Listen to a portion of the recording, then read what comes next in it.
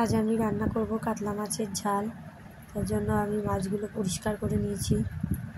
এখানে একটা আলু কুচি করে নিয়েছি, টমেটো কুচি, আদা রসুন বাটা, ধনেপাতা কুচি, পেঁয়াজ আর কাঁচা লঙ্কা কুচি, এদিকে ফোড়নের জন্য গোটা জিরা আর তেজপাতা।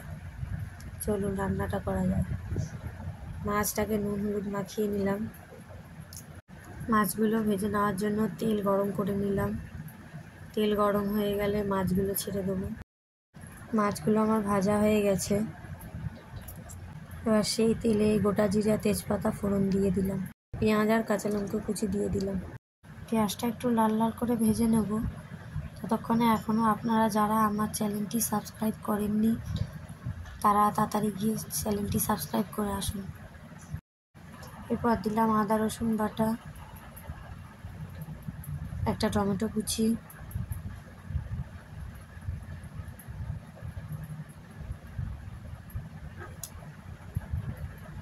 দিয়ে মশলাটা কষিয়ে নেব। এরপর দিয়ে দিলাম নুন।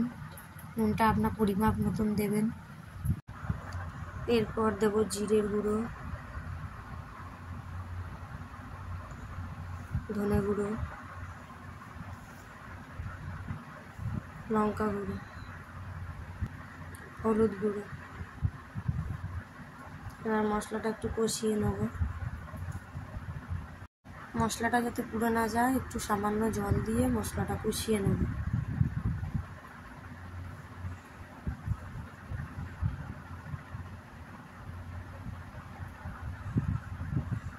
মশলাটা প্রায় কষা হয়ে গেছে। এবার আলুগুলো ছেড়ে দিলাম, দিয়ে হালকা আছে আলুগুলো দিয়ে আরেকবার মশলাটা কষিয়ে নেব। এরপর একটু কাশ্মীরি মির্চি দিয়ে দেবো।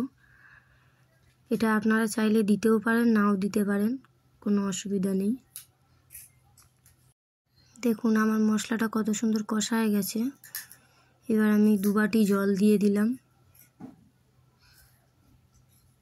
দিয়ে এটা এবার ঢাকা দিয়ে দেবো।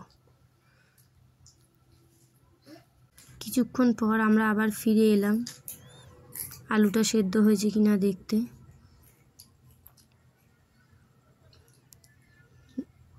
দেখুন আলুটা ভালোভাবে সেদ্ধ হয়ে গেছে।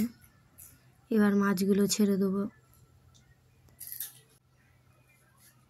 সব শেষে একটু ধনেপাতা ছড়িয়ে দিলাম,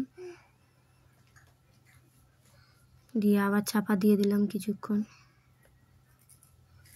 আমাদের মাছের ঝাল প্রায় কমপ্লিট।